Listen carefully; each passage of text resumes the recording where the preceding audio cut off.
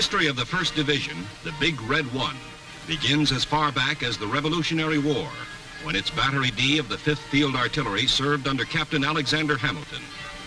This battery has the longest record of continuous service of any unit in the United States Army. Its history runs parallel to the history of America. The Fighting First was organized as a division in World War I, when it scored the first American victory of the war at Cantigny.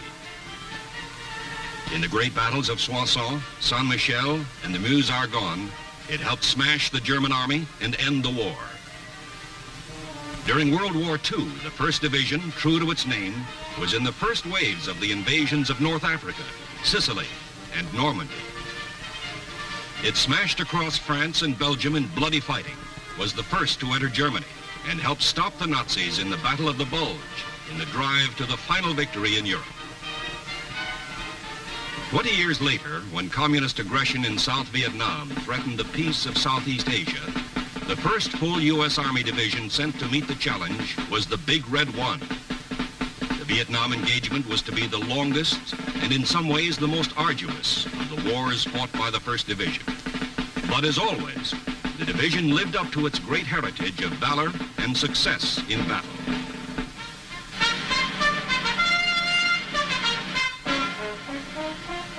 The arrival of the first Big Red One troops in Vietnam in July 1965 was very quiet and efficient.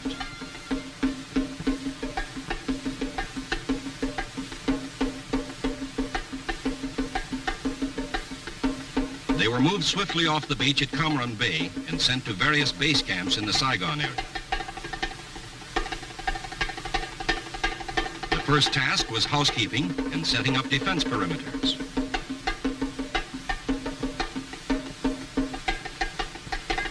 Then patrols, not only to clear the area around the base camps, but also to harden the men to the difficult climate and terrain. In all the varied combat history of the 1st Division, it had never fought in the soggy, humid climate of the tropics, or in the tall grass or thickets of the jungle, or in its rivers and swamps. The foot soldiers were inducted into airmobile patrols. There was contact with the enemy, so that they learned something about his guerrilla tactics. But there was no big action until November. By that time, over 14,000 1st Division men were in Vietnam. Their area of operations was to be a vast portion of central South Vietnam, from the Cambodian border to the South China Sea. Division headquarters was set up 20 miles north of Saigon at Nha An, under Major General Jonathan O. Seaman, first of the 5 commanding generals the Big Red One was to have in Vietnam. The first of the dozens of major battles the division would fight in Vietnam took place at the tiny village of Ap Bao Bang, north of Lai Khe on Highway 13. On a sweep along Highway 13, several units of the 1st were hit by a reinforced Viet Cong regiment. 3 enemy frontal assaults were thrown back by intense small arms fire plus automatic weapons. The 4th and heaviest Viet Cong assault was stopped by 105s, firing at close range. As the weakened enemy fell back, the Air Force was called in to pound their escape routes. In its first engagement in jungle warfare, the men of the Big Red One fought like veterans. There were casualties, but the Viet Cong left 198 dead on the battlefield.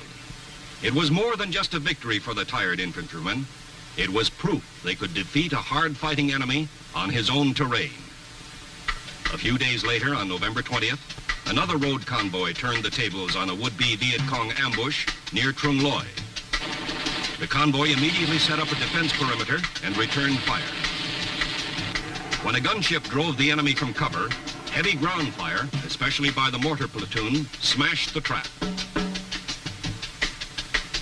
The victory at Trung Loy was followed early in December by the biggest and most successful battle of the year. This was Ap Nha Ma, northwest of 3rd Brigade headquarters at Lai Khe.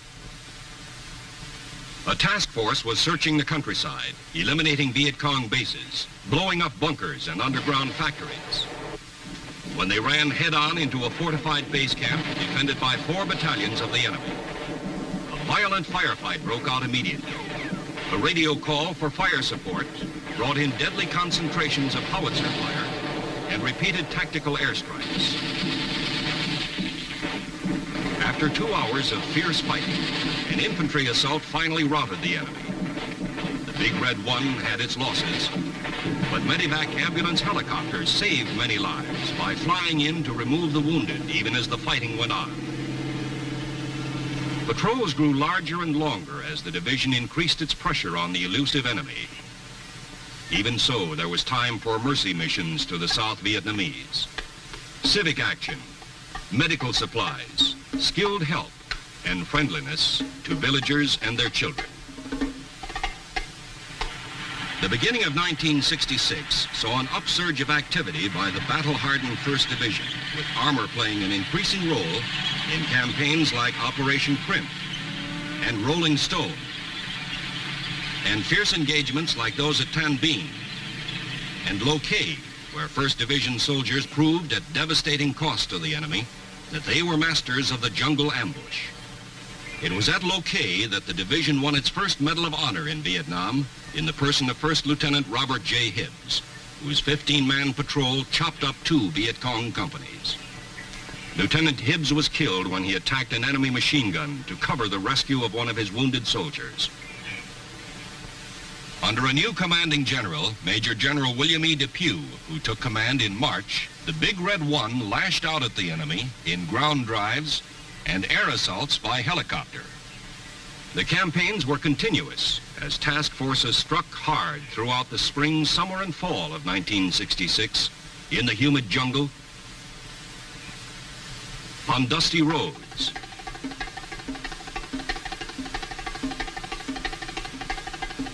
in the vast swampy delta of the Rung Sat Special Zone below Saigon.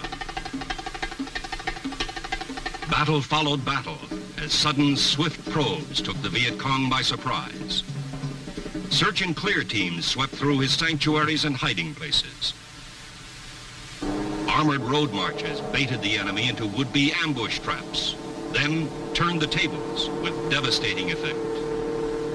Vast quantities of supplies and weapons were captured as dozens of VC base camps were overrun.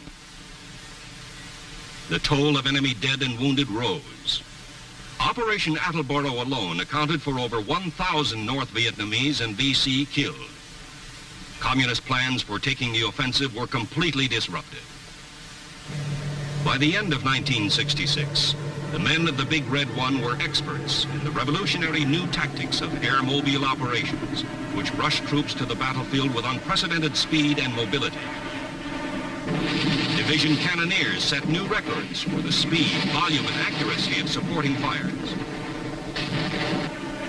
Coordination with aerial support, either by gunships firing rockets or jet fighter bombers, became a highly polished art.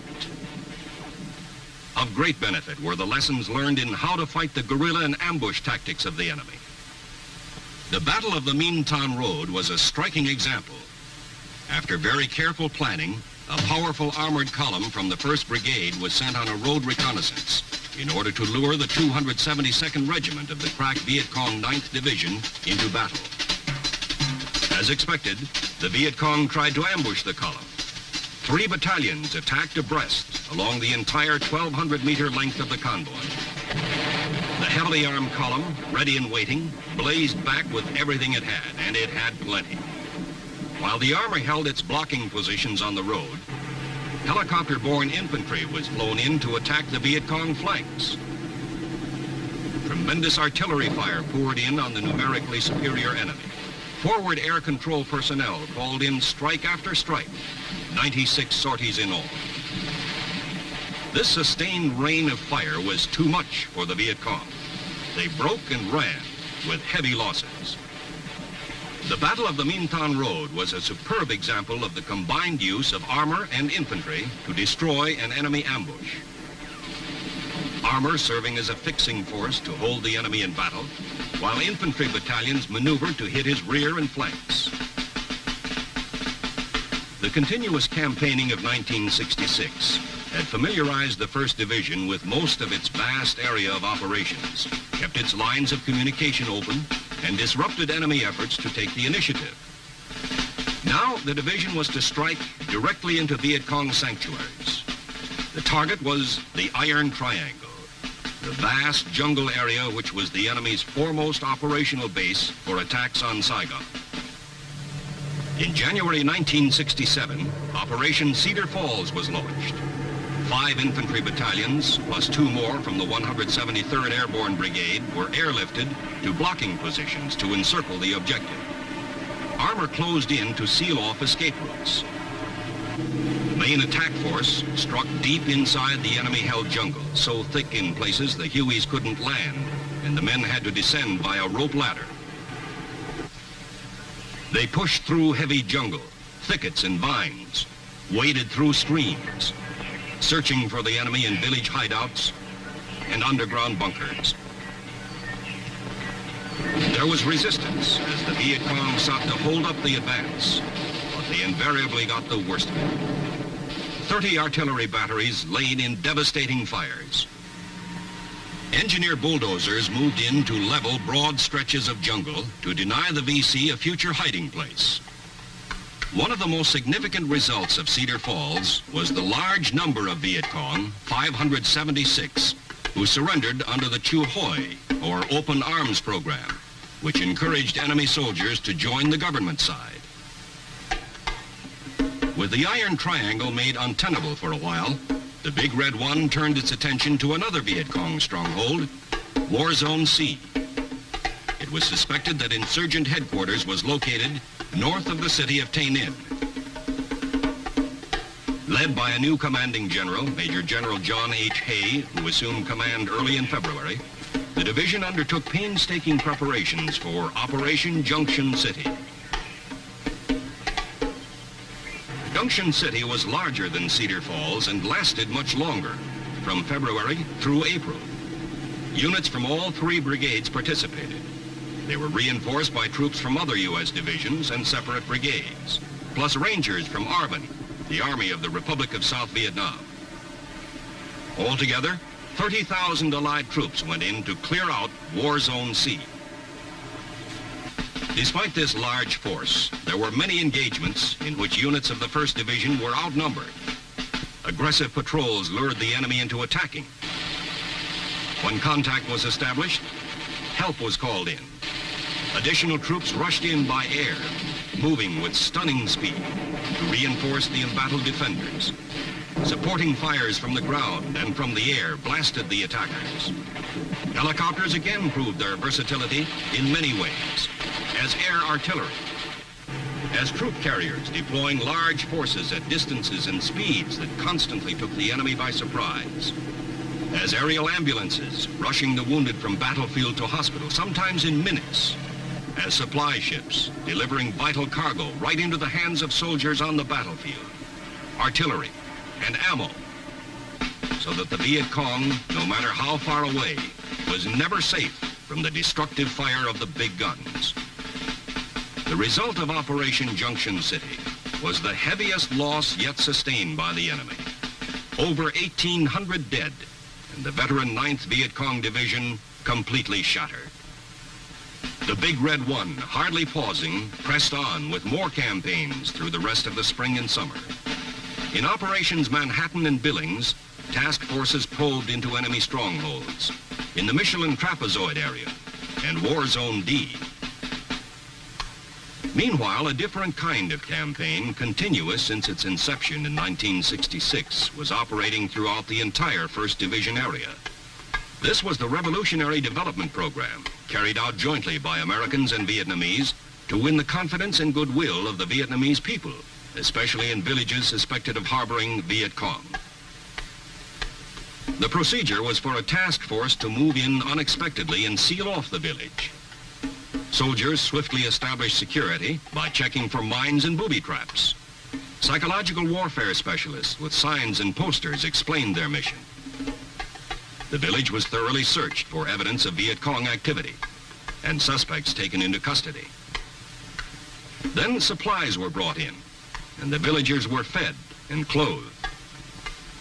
MedCap, medical missions, were a vital part of the pacification program, bringing badly needed treatment for a variety of ailments. While the Big Red One carried out its missions of peace and war, it also conducted an immense training program. Many of its veteran soldiers and battle leaders had gone home through the Army's yearly rotation program. Yet, thanks chiefly to mobile training teams of combat experienced personnel, the 20,000 men of the division were at a peak of professionalism when the first began Operation Shenandoah II, one of its fiercest campaigns, and to many veterans, the most outstanding in the division's 5 years in Vietnam. Shenandoah II was a series of violent battles at far-flung points on both sides of Highway 13, from Lai Khe north to the area around Loc Ninh, near the Cambodian border. From September into November, the fighting raged through jungles, across rubber plantations, through wooded areas, tall grass, and streams. It was often toe-to-toe slugging with the enemy. Night fighting was common, as North Vietnamese and Viet Cong troops attempted futile assaults on the American NDP's night defensive positions. The Big Red One had the advantage of highly mobile armored support and heavy firepower always on call, and fought alongside the South Vietnamese Army units. The result was inevitable, a smashing series of victories that destroyed numerous enemy bases and fortifications and left over 1,000 of his troops dead. The rest retreated to their sanctuaries again, leaving Highway 13 secure. Of the 8 major battles that made the Shenandoah campaign so memorable, one of the most remarkable was the battle for the airstrip at the town of Loc Ninh. ARVN and Special Forces soldiers came in by air assault to drive out the Viet Cong, who held a small sector of the town. They routed the enemy from bunkers and houses in fierce attacks. The insurgents counterattacked time and again, but were thrown back each time. The fighting raged for days as both sides brought in more forces. The high point, however, was at the airstrip, where 1st Division Artillery had set up a fire base.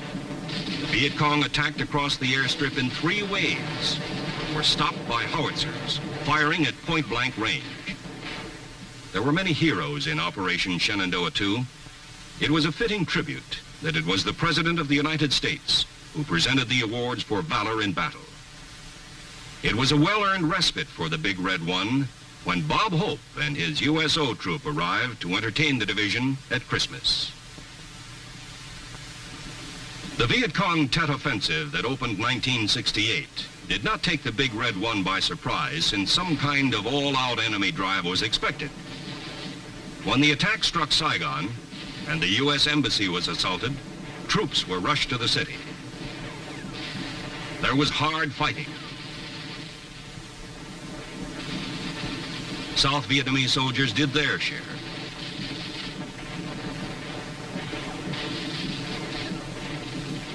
There were casualties and destruction, but the inevitable result was annihilation of the insurgent force.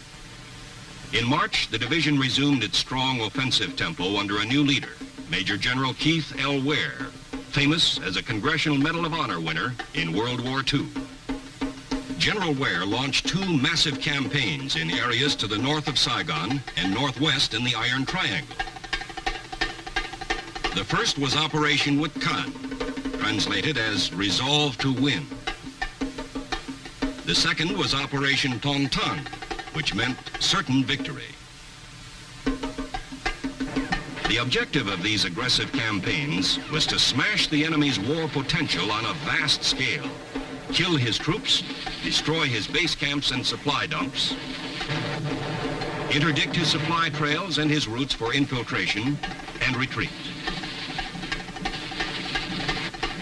The result was a stunning success. Vast quantities of arms and materiel were found in weapons caches or were seized from the enemy, who lost over 2,000 killed. General Ware also initiated Operation Giant Swap, in which a new tactical concept was applied to the Rome plow, a standard tractor with a special cutting edge for jungle clearing. Hitherto, the Rome plow had been used with great effectiveness to clear large jungle areas used as enemy sanctuaries. In Giant Swath, land-clearing teams used the plow to slice a network of wide trails through 11,000 acres of jungle. Instead of trying to clear the whole vast area, they divided it into many small subdivisions. The Viet Cong camps, hidden in the jungle, were now highly vulnerable to reconnaissance in force operations and to air assault. Another notable move made by General Ware was to step up night ambush patrols so that almost every unit in the division was engaged. This tactic had a devastating effect on the enemy, who had always considered themselves masters of infiltration and attack under cover of darkness. On September 13th, however, the division suffered a heavy blow. General Ware was flying over Loc Ninh, observing a successful counterattack against insurgent efforts to overrun the town for the fourth time. The general's command helicopter was shot down by ground fire. All aboard were killed. He was the fourth American general to be killed in Vietnam.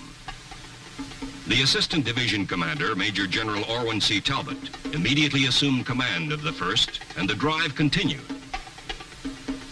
There was frequent contact with the enemy as strong forces pushed north, carrying out Phase 2 of Operation Certain Victory.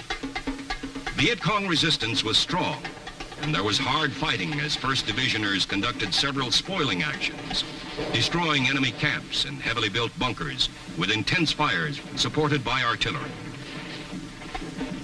Among the highlights of the drive were several engagements with troops of the 1st North Vietnamese Army Division. These took place immediately across the border from Cambodia's Fishhook area. The Big Red One had established several fire support patrol bases in the area. They were placed astride a main infiltration route used by the North Vietnamese invaders. NVA troops hurled themselves fiercely at the fire bases in repeated night attacks and met devastating fires. They were brave, but the results were always the same. Failure. Many dead.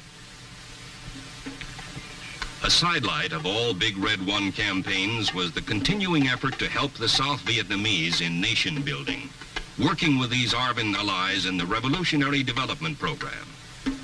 Each village was first made secure by searching it thoroughly for traces of Viet Cong. Leaflets were used extensively to encourage defections to the government side. Civic action programs were put into operation to help the villagers, feeding them, attending to their medical and dental needs.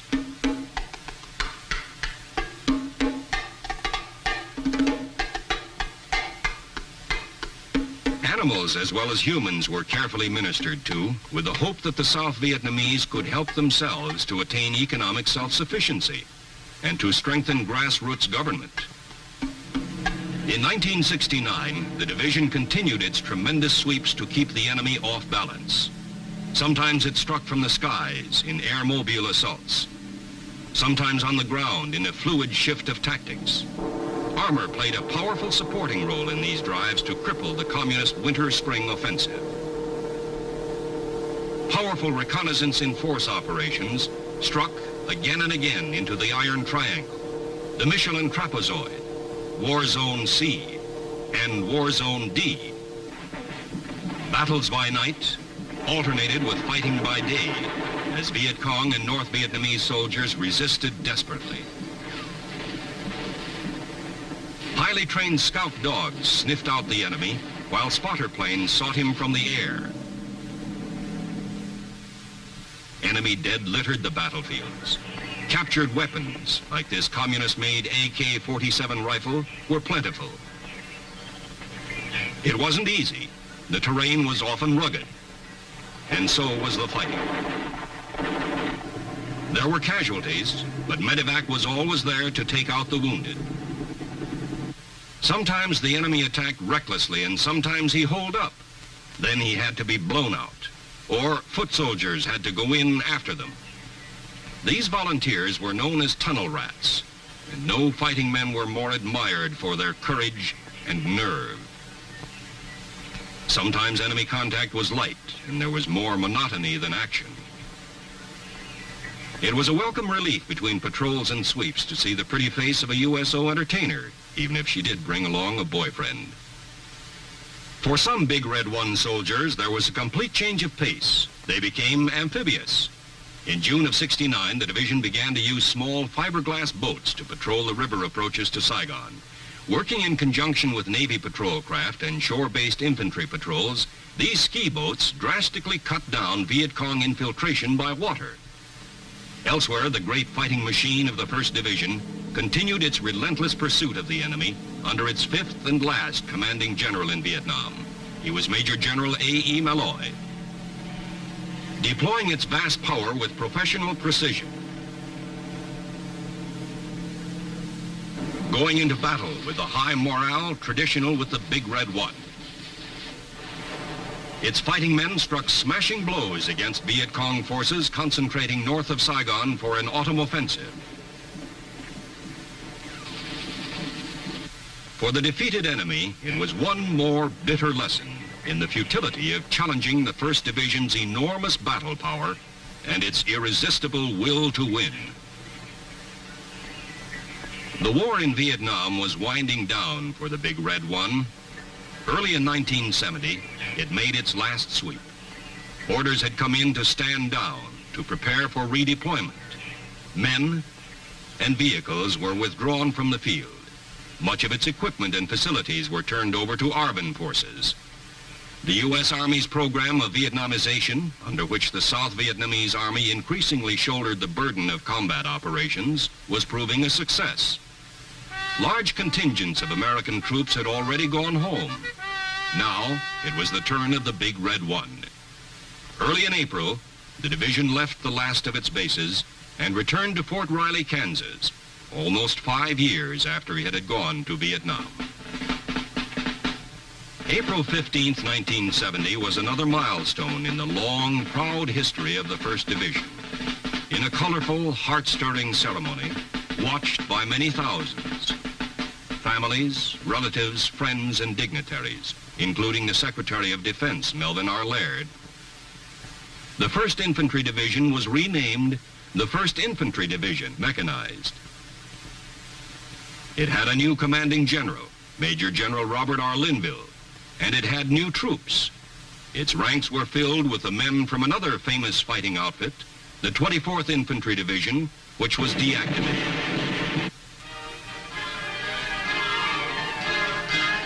Under its new designation of mechanized, the 1st Division was augmented with additional armor, reflecting the vast increase in firepower and mobility of the modern U.S. Army Infantry Division.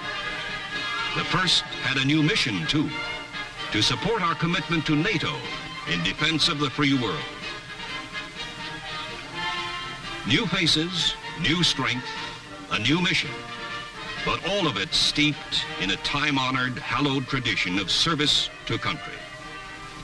And now, after almost 2 centuries of valorous battle deeds, the 1st Division looks ahead, confident that it will carry out its future tasks in the spirit of its motto: no mission too difficult, no sacrifice too great, duty first.